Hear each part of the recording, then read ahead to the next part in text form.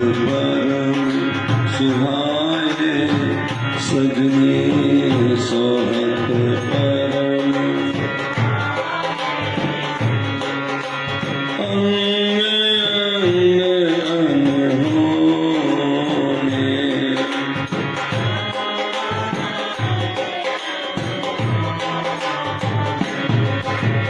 रसिक रस पीछे बोलेगी आधा ना खड़ा हो पकड़ा बैठेगा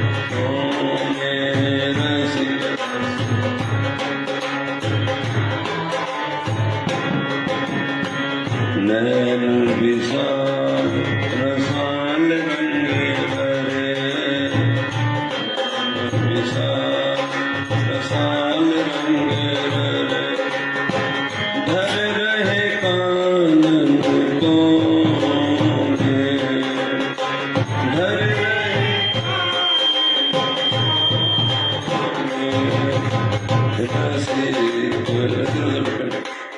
रसिक रसलंबन राग सनोने रसिक रस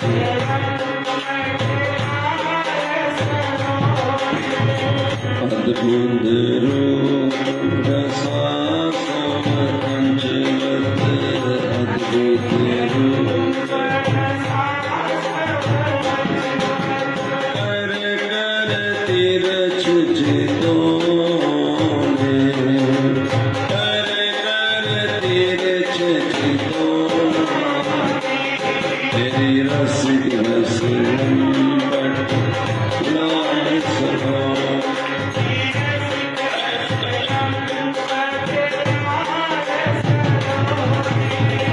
मदन मनोहर मदन चंद छवि मदन चंद छवि सदन सहज सुख दोने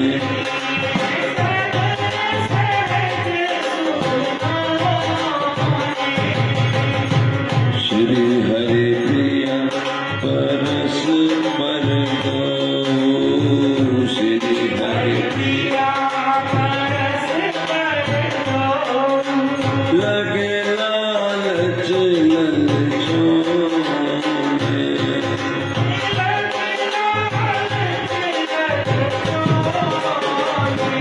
रसिक रसलंबन लाल सलोने रसिक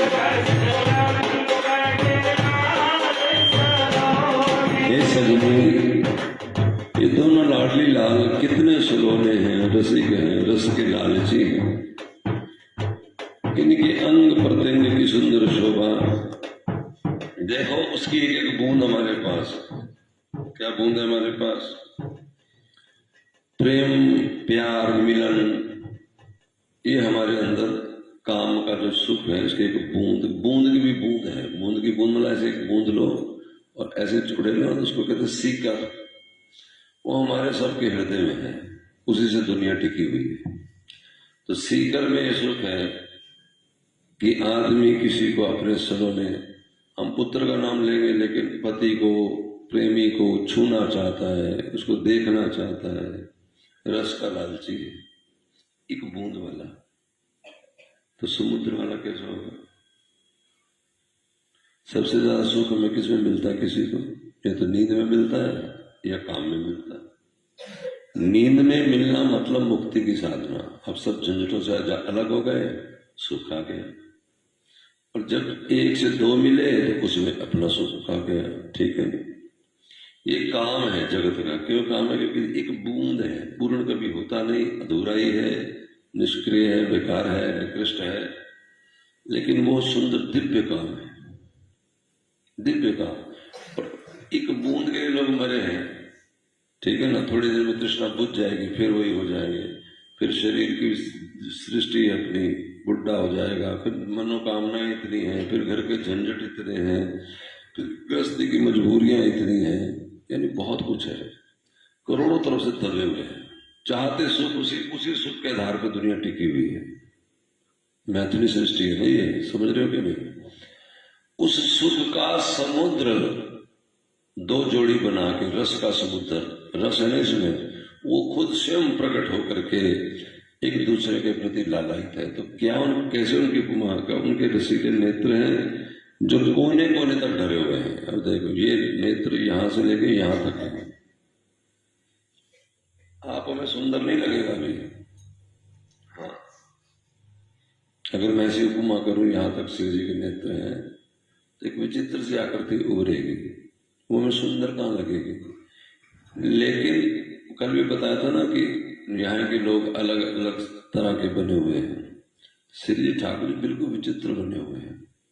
वो जब अपनी कृपा, मैंने बता दिया तुम कभी चिंतन करोगे तो यहां तक कर लोगे, लेकिन ये भी नहीं है का वो कहाँ से लाए, कैसी जुबान लाए कि तुम्हें उसके बारे में बताएं कि वो ऐसे हैं। ये कह रहे हैं कि कोई उपमा नहीं दी जा सकती।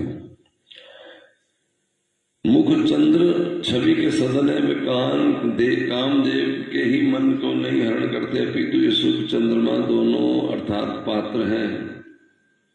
जहां इनका स्वाभाविक सुख प्रेम निहित रहता है, अतः हरि व प्रिया उसके स्वाभाविक प्रेम के लालच के लिए सदा ललचाते रहते हैं। ये दोनों छवि के समुद्र हैं। ये केवल कामदेव के मन को नहीं हरण कर लेते हैं, इतने सुंदर है कि जो काम आप चला रहे हो वो काम फेल हो जाए, वहां पागल ही हो जाए कोई। इसलिए जिनके मन में ये बात रहती कि कृष्ण मुझे छुए, कृष्ण को मैं छूऊं, ये काम के अंतर्गत एक बात आती है। ये भी हट जाती है जब सखी भाव आता है। क्यों आता है? क्योंकि वो इतना पवित्र है कि काम फेल ही हो जाता है, वहां छूने तक का मन ही नहीं रह जाता। उनको देख के ही आदमी भुचक्का हो जाता है, उसकी सारी जितनी दुश्मनाएं ना बड़ी पीछे, इसी को कहते हैं काम पिछड़ गया। समझ में आया कुछ के नहीं आया? जिसे हम काम का सुख भोग रहे हैं दुनिया में, हम ऐसे ही सुख इंगित करते हैं श्री कृष्ण राधा में। गोपी भाव वाले अपना सुख इंगित करते हैं कि मैं कृष्ण के भाव में जाऊंगी, मैं झूला झूलूंगी, जैसा दुनिया भी वैसा। ठीक समझ आ गई कि नहीं? जो अपना छोड़कर सोचते हैं, विचारते हैं, वो राधा कृष्ण का विचार लेते हैं, लेकिन विचारते दुनिया वाला ही है। वो यहाँ ये कह रहे हैं कि इस दुनिया वाले काम की तो वहां धज्जियां उड़ जाती हैं, कुछ भी नहीं है ये। जिस दिन उधर से कृपा हो गई, ये सुख तो ऐसे लगेगा जैसे गटर का पानी, कुछ भी नहीं इसमें है। तो सुख इस समय तो सुख है, इस समय तो आपको फील वही होगा। क्यों? क्योंकि आप इस धरातल पे बैठे हो। जैसे कोई शराब की दुकान पे बैठ के दूध पिए तो सामने वाले को कभी ये मन में नहीं आ सकता कि ये दूध पी रहा, उसके दिमाग में ये आएगा शराब पी, क्योंकि जहां खड़ा है। आप कूड़े के ढेर पे खड़े होके गुलाब को सूंघोगे तो आपको सुगंध नहीं आनी है, दुर्गंधी आनी है। चारों तरफ कूड़े का ढेर है। समझ आ रहा तो सिरे लाओ, नहीं तो मैं फिर बोलते जाऊंगा, जोर लगाऊंगा। तो जिस दिन कृपा हो जाएगी, हमारे आगे ये सारी दुनिया की जितनी खुशियां, जितने रस हैं, कई तरह के रस है ना, बातों का रस है, खाने का रस है, सूंघने का रस है, छूने का रस है, देखने का रस है। पांच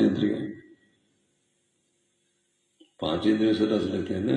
आंखों से देखना है, कानों से सुनना है, नाक से सूंघना है, जीभ से बोलना है, छूना है, बस ये सुख है। इसी सुख के लिए मरे चले जा रहे हैं। अब बोले आप कहो कि हम बड़े पार चले गए, फिर भी किसी को कोई, किसी को कोई, किसी को कोई लगाई है। कोई बातों में इतना खुश है कि सारा दिन बातें करता रहता है, कोई देखने में इतना खुश है, अब कहने में अच्छा नहीं लगेगा, लोग एक दूसरे को देखते रहते हैं। विचित्र लगेगा मेरी बात, लेकिन है सच। हाँ, किसी किसी की बात उनको इतनी कोमल लगती है, उससे बातें करें। किसी किसी की बात इतनी कर्कश लगती है, कितनी मीठी हो नहीं सुनते। ये उनका कह रहा हूं जो भोग भोगते हैं। आप लोग भोग नहीं भोगते अभी, आप तो वैसे छिल्लड़ उड़ा रहे हो। जो ऊपर का फोग बच जाता ना, वो जैसे घर में बातें करना, बच्चों को देखना, ये तो छोटा रोग है। जो स्पेसिफिक किसी को सुनते हैं, स्पेसिफिक किसी को देखते हैं। मैंने बताया ना, आप लोग तो कामी भी नहीं है, क्रोधी भी नहीं है, लोग कुछ है ही नहीं स्पेशल, तो क्या बोले आपके लिए। लेकिन जो कुछ नहीं है वही मरे पड़े, जो है उनका तो हाल अभी तुम जानते नहीं हो। एक आदमी स्वादु हमें मिला था, इससे समझ, स्वादु। वो क्या करता था जैसे इस होटल में ये खाल क्या क्या मेन्यू है, ये मेन्यू है, पनीर है, फलाना है, चलो 2-2 प्लेट लाओ। 2-2 प्लेट कैसे खाएगा? कोई बात नहीं, स्वाद स्वाद में खा गया, खा के फिर वॉमिटिंग करता। तो कहा कि तुम्हारा पेट भर गया, ये क्या? नहीं, अब दाल का स्वाद लेंगे, फलाने का स्वाद लेंगे। अब ऐसे ऐसे स्वादु है। आप लोग जाएंगे बाजार में तो कई जगह प्रसाद पा लेंगे, चलो भूख लगी तो यहाँ खा लो, है ना। यूं को तो स्पेशल है, वहां खाओ, फिर अगली बार वहां नहीं खाओ, अगली बार सेकंड पे कि इसका स्वाद कैसा है, स्वादु।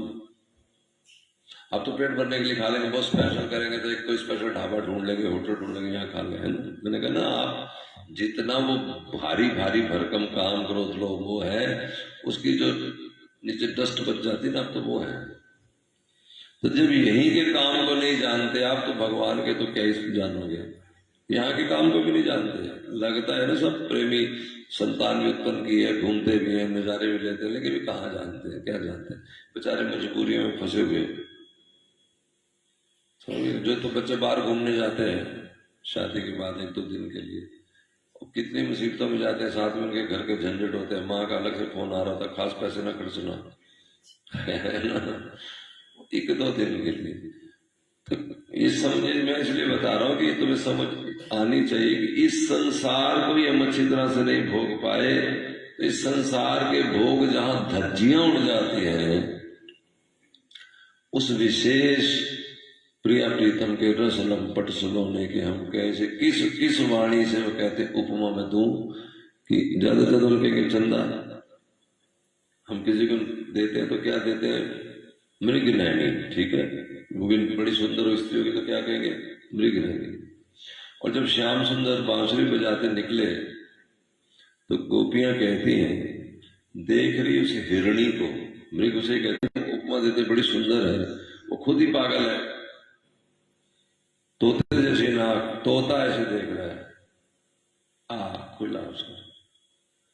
गोपियां वेणुगुत करो ना भागवत में। कुल मिला के हम जिसकी जिसकी उपमा देते हैं दुनिया में, वहां वहां उसकी जय बोली पड़ी है। कृष्ण को चरण रज को देखे, अब कृष्ण की चरण रज को देख के आनंद, जहां कृष्ण राधा के संग कलोल कर रहे हैं, वहां को देख के तो मर ही जाए ना वो। इसलिए इन दोनों के सुख चंद्रमा छवि के सदन है। छवि छवि कहते सुंदरता को, सदन का मतलब सुंदरता के महल है ये। अब ये जो बात की सुंदरता का महल है, वो कहते हैं ये भी हमारे शब्द बस छोटे ही हैं, हम कहां से लाए शब्द। इनका स्वाभाविक सुख प्रेम निहित रहता है, इसलिए ये एक तक एक दूसरे को देखते रहते हैं, लालची रहते हैं। पूरी बात का बताने का मोटिव ये है, निकलता है कि ये ना कोई समझे कि हम राधा कृष्ण को हमने देख लिया, हमने जांच लिया, हमने समझ लिया, क्योंकि हम जिस धरातल पे हमने उसी बुद्धि के अनुसार उनको देख लिया, जांच लिया, समझ लिया। हम समझते कि कोई स्त्री नायिका है, वो झूले पे बैठी है, कोई पुरुष नायक है, वो उसको झूला झूला रहा है, ऐसे समझते हैं। हाँ, लेकिन ये कुछ विचित्र है, ये अद्भुत है, ये अलौकिक है। ये इस बुद्धि से समझ नहीं आएगा। कैसे समझ में आएगा? जब श्री राधा रानी समझाएंगी तब। कब समझाएंगी? जब उनके लिए रोओगे तब। अब आप कैसे रोएंगे? आपको तो लगता हमने देख ही लिया, आपको तो लगता हम चिंतन कर लेते हैं, 1-2 घंटा हमारा मन लग गया है। हाँ, ये लग गया, ठीक बात है, लेकिन ये पूरा यही तुम्हें उसको दिखाएगा। मेरी बात समझ में आई? जब हमें ये लगे कि हमने चंद्रमा ले लिया, जो आदमी जो चीज ले लेता है उसके प्रति उसकी रिस्पेक्ट कम हो जाती है। जैसे आपने कार की डिमांड है, कार आपके घर आ जाएगी तो कार 2-4 दिन चादर डालोगे उसके ऊपर,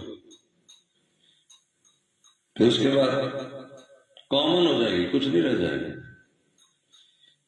इश्क, वफा, दोस्ती, वस्तुएं, ये सब जब तक नहीं मिलती तब तक इनकी कदर होती है, मिलते इनकी कदर खत्म हो जाती है। सच है। तो जब आप मन में ये सोच लोगे कि मैंने राधा माधव का दर्शन कर लिया, मैं तो विचारती हूँ 1 घंटा, 2 घंटा, 4 घंटा, मैं तो बड़ा विचारती हूँ, ये विचारते रहना है। लेकिन ये पूर्ण नहीं है, संपूर्ण, क्योंकि आपके दिमाग के पास वो वस्तु ही नहीं है जो तुम सोच सको। इस विचारने वाले के पास जिस दिन हरि कृपा करेंगे, जिस दिन राधा रानी कृपा करेगी, वो अपनी एक झलक कभी दिखा दे, कभी कब दिखा दे, तो तुम बेसुध हो जाओ, तुम किसी को बता नहीं सकोगे। क्यों? जैसे मैं तुम्हें समझा, मैं तुम्हें बता क्यों नहीं पा रहा हूं, इधर उधर से बातें बना रहा हूं ना, तुम्हें पॉइंट तक लाने बता क्यों नहीं पा रहा कि कैसे है। उनका बताने का कोई है ही नहीं, कैसे बताए। आप बताओ कि अमेरिका में एक नई चीज इजाद हुई है, वो ऐसे अपने पास रखते हैं तो पूरे घर जितना ये सारे लोग हैं मोहल्ले के, उनका देख लेते हैं कहाँ कहाँ क्या क्या कर रहे हैं। हाँ, उसका नाम क्या है? कैसे बताओ कैसी होती है जब तुमने देखी नहीं कभी। तो ज्यादा हम कहेंगे डिब्बे जैसी होती है, गोल होती है, यही तो कहेंगे। अब ना वो गोल होती है ना चकोर होती है, तो क्या बताए। इस तरह राधा माधव को बताया नहीं जा सकता, ये बात है इसको पूरा बात इतनी है कि अपने आप को संपूर्ण ना मान लेना गलती से भी। आचार्यवर कहते हैं तत्सौंदर्य, उनकी सुंदरता, किसकी? राधिका या श्री राधा रानी की सुंदरता। सच नव नवो यौवन श्री प्रवेश, नवे नवे यौवन में प्रवेश कर रही है। अब तुम जैसे शब्द सुनोगे तुम्हें यहाँ की 14-15 साल की लड़की लगेगी, नहीं, वो कुछ और है। सादृक भंगी, उनके नेत्रों का घुमाना देखना, सच रस घन आश्चर्य, जिसे देख करके रस के घन मूर्ति श्री कृष्ण ही पागल हो जाते हैं। भाई आप कृष्ण को समझते हैं, भगवान को समझ रहे हैं? राम जी जब अपना रूप प्रकट किया दुनिया में तो इतने सुंदर थे कि उनके ऊपर खर दुखंड भी फिदा हो गए। तो राम जी ने पहले वो रूप छुपाया हुआ था क्या? बिल्कुल छुपाया हुआ था। भगवान बड़े करामाती, अगर भगवान ये रूप पहले दिखा देते तो फिर केवल क्या राक्षस ही फिदा होते? क्या फिर स्वरूप नगर यही कहते कि थोड़ा सा मन आया है? भगवान कहने का मतलब बहुत बहुत बहुत सुंदर और बिल्कुल आश्चर्यचकित और एक अद्भुत है, बताया नहीं जा सकता कैसे है। आप चाइनीज कोई आदमी की बात करोगे तो क्या कहोगे? नक फिरना होता है ना, आंखें चूसी, यानी हमारे जैसे, ऐसे तो कहोगे। अगर मैं कहूँ आंखें यहां तक होती मतलब बाकी सारा हमारे आंखें छोटी छोटी होती, नहीं बताया जा सकता। अगर तुम्हें देखना है तो राधा राधा जपो, इसी को चिंतन करो। कैसे चिंतन करने से क्या होगा? कि वो खुद दिखा देगी छवि। वो कितनी सुंदर छवि है, उसको देख के रसगण आश्चर्य, वक्षोज कुंभ, उनके वक्षस्थल इतने सुंदर है कि देख करके ठाकुर जी बार बार घस खा जाते हैं, बार बार मूर्छित हो जाते हैं, एक बार नहीं। आप समझ रहे हो कि इतना सुंदर कोई देखा तुमने कि देख के तुम मूर्छित हो जाओ? बोला आज तक ऐसा सुंदर देखा तुमने पूरे जीवन में कि तुम मूर्छित हो जाओ दुनिया में? और हम नहीं, जिसके आगे श्री कृष्ण के आगे जब कामदेव की लड़ाई हुई गोपी भाव के अनुसार, रासलीला के अनुसार, तो कामदेव मूर्छित हो गया। कामदेव दुनिया का सबसे बड़ा सुंदर व्यक्ति है। मैं आपको उसका एक परिभाषा बता चुका हूं कि दुनिया में सबसे ज्यादा आदमी किसी के पीछे पागल है तो वो काम सुख है। दुनिया में बुढ़े बुढ़े हो जाते हैं लेकिन पत्नी का हाथ पकड़ लेते हैं।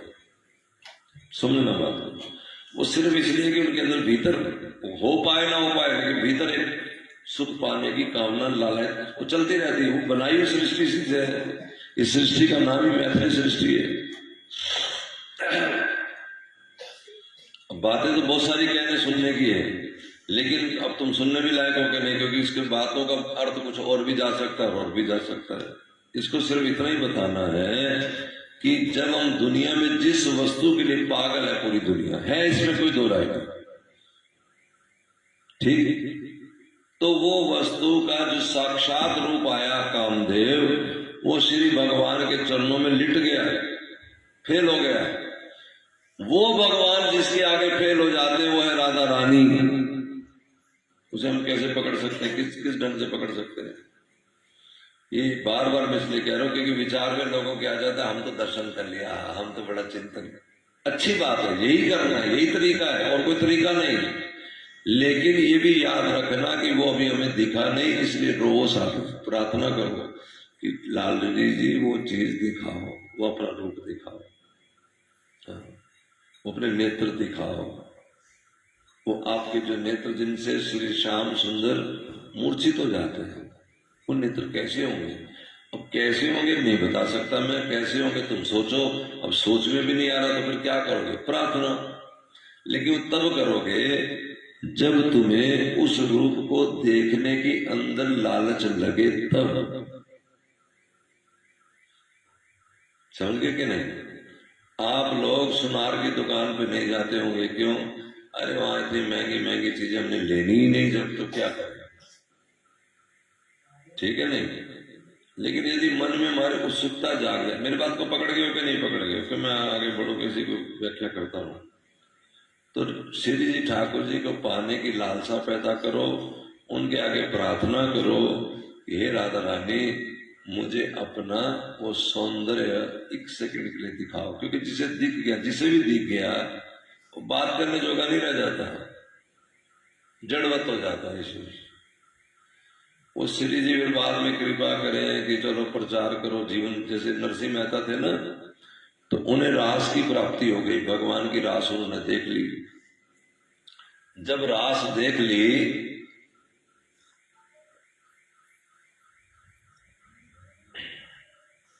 तो श्री भगवान ने कहा कि अब तुम दुनिया में जाओ। तो उसने कहा सरकार तो तुम बताओ, दूध किसी को मिल रहा हो तो वो कहा उस देश में चले जाओ जहां पानी भी साफ नलके में नहीं आता, तो क्यों जाए? आप बताओ, यहाँ यमुना नगर में आपको साफ पानी मिल रहा है, टूटियों से साफ पानी आ रहा है। अभी तुम जानते दिल्ली में इस पानी साफ नहीं आ रहा, तो तुम्हें कोई कहे कि यमुनानगर छोड़ के दिल्ली में बस जाओ, तो तुम क्या कहोगे? ना ना यही ठीक है, कमाई भी हो रही है, रोटी खा पानी भी मिल रहा है, पानी साफ मिल रहा है। तुम्हें उस देश में कहा चले जाओ जहां पानी को 20 मील दूर जाके घड़ों से भर के लाना पड़ता है, तुम स्वीकार करोगे? इसी तरह जिसने रास देख ली, उसे भगवान ने जब कहा कि तुम वापस दुनिया में जाओ, तो वो रोने लगा कि प्रभु मुझे क्यों गंदी बहरी गंदी दुनिया में भेजते हो? इतनी सुंदर रास जिसके लिए शिव ललायित है, मैं क्यों जाऊं उस गूंगी बहरी दुनिया में?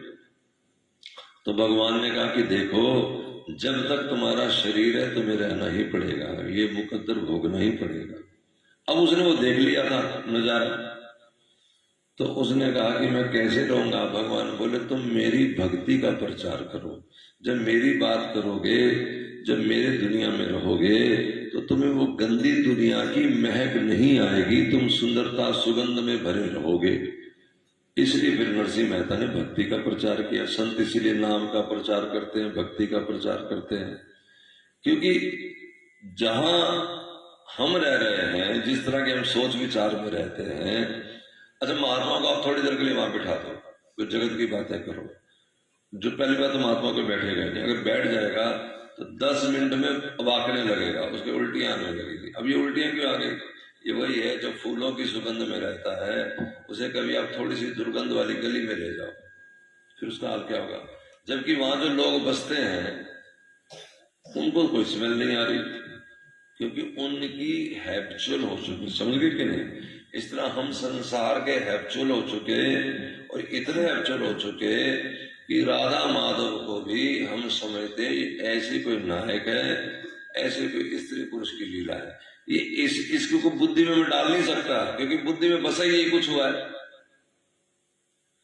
मैं नहीं डाल सकता, अगर कहूं कि डाल दो तो नहीं डाल, कोई डाल, यही तो पद कह रहा है। उस सौंदर्य का कैसे वर्णन करें, उस बात का कैसे वर्णन करें? जिस श्री जी के आगे रसगण आचार्य, रसगण कहते श्री ठाकुर जी को, आश्चर्य से महाराज पागल हो गए ठाकुर जी और मूर्छित हो गए।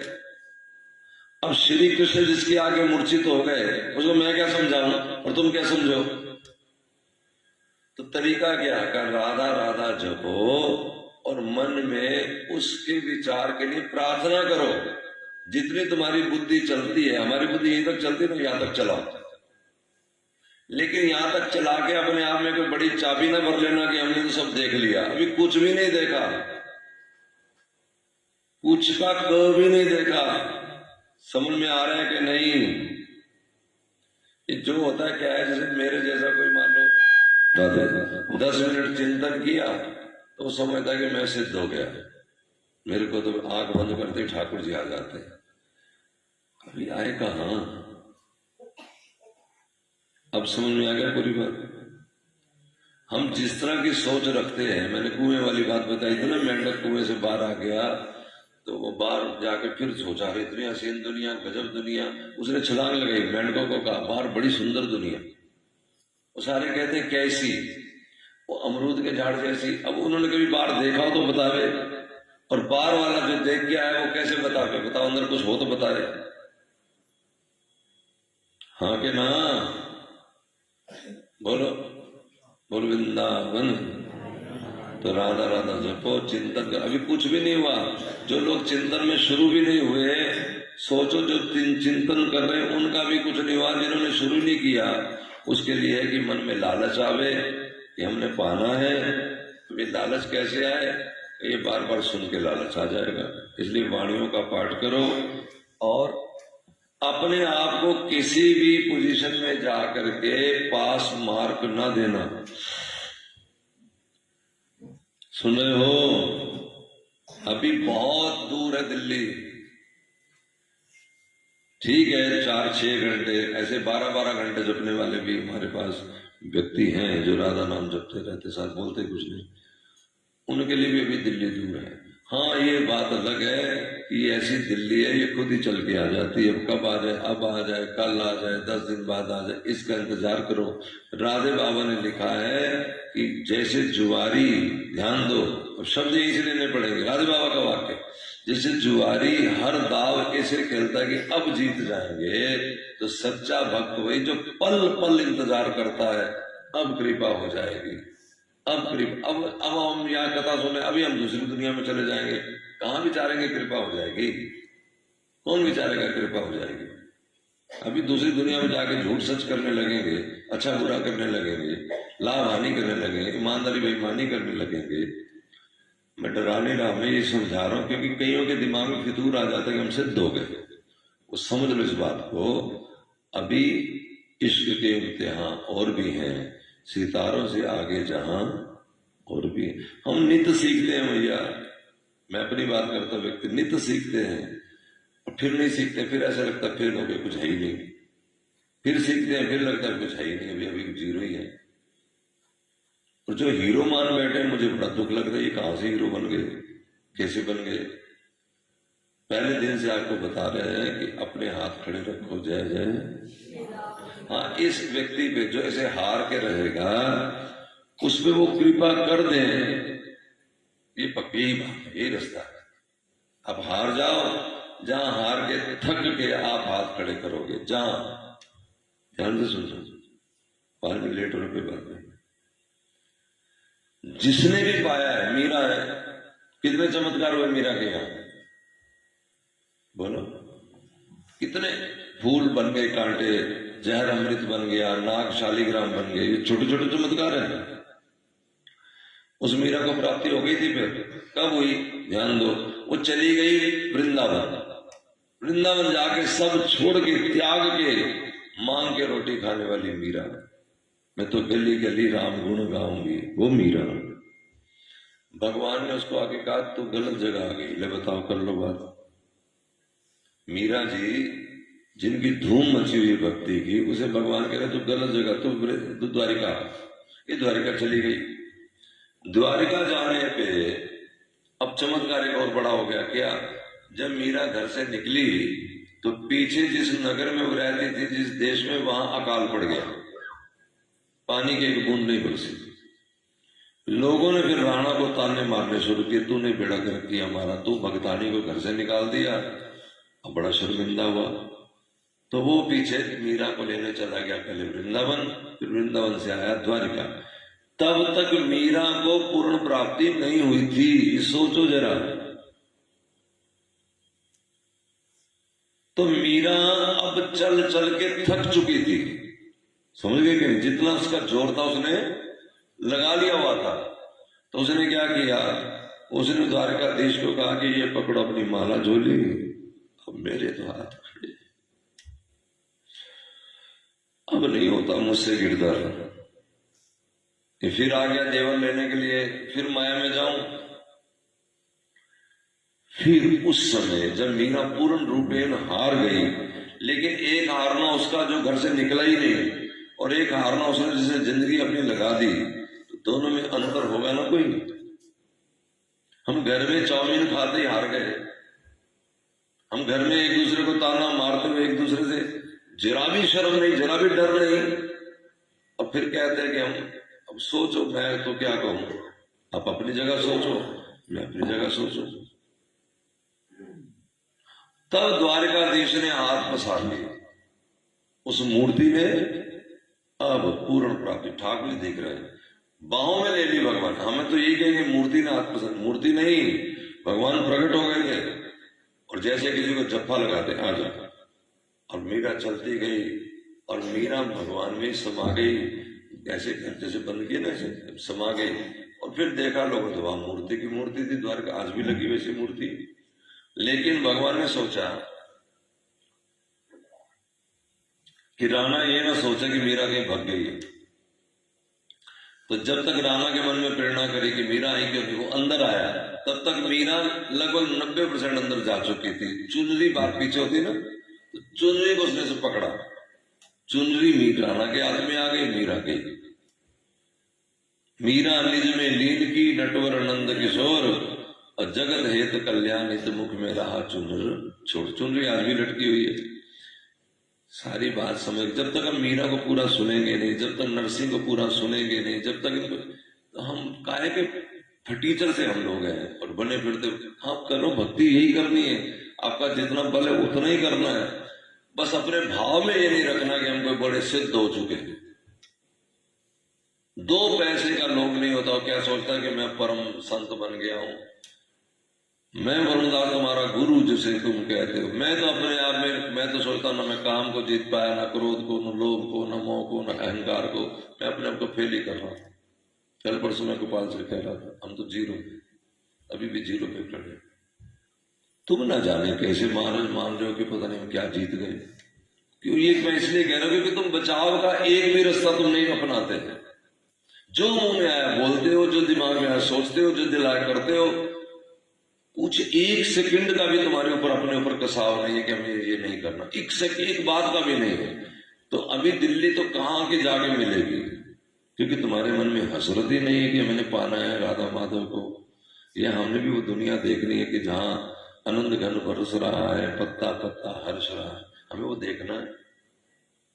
विचार ही नहीं कर रहे हो, करो करो, और ऐसे सीरियस ना हो जाओ कि हमसे नहीं होगा। तुम ही से होगा, तुम इंसान हो, तुम्हें भगवान ने इंसान बनाया है, इंसानों से ही होता है। और आगे भागवत कहती है कि यदि इस मार्ग पे कोई लग गया, चल गया, मार्ग पे लगना किसे हाथ से माला नहीं, मन से विचार आ जाए कि देखना है कन्हैया तुझे एक नजर, बोलो।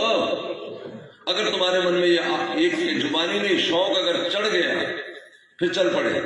अगर चल पड़े फेल भी हो जाएंगे, तो ऐसे आदमी का बिगड़ता क्या है।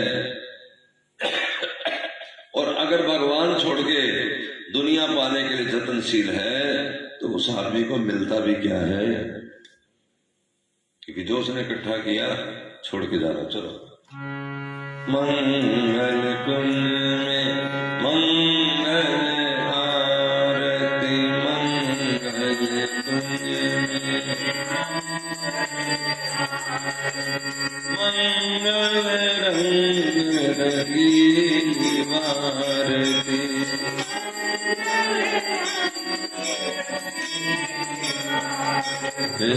मंगल कुंज मंगल आरती,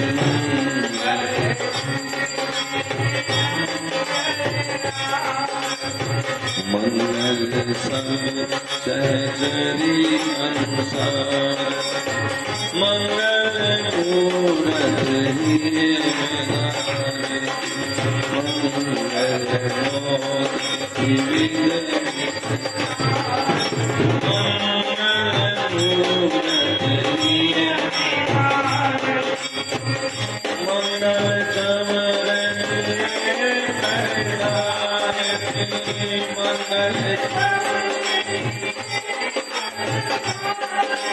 मंगल मन से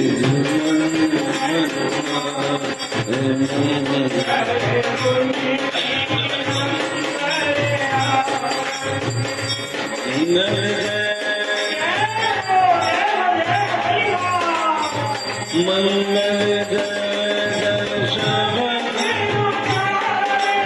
मंगल श्री हरि प्रिया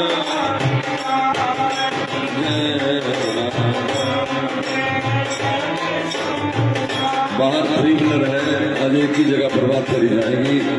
आप ऑटो में बैठते जाओ, राधा राधा गाते जाओ।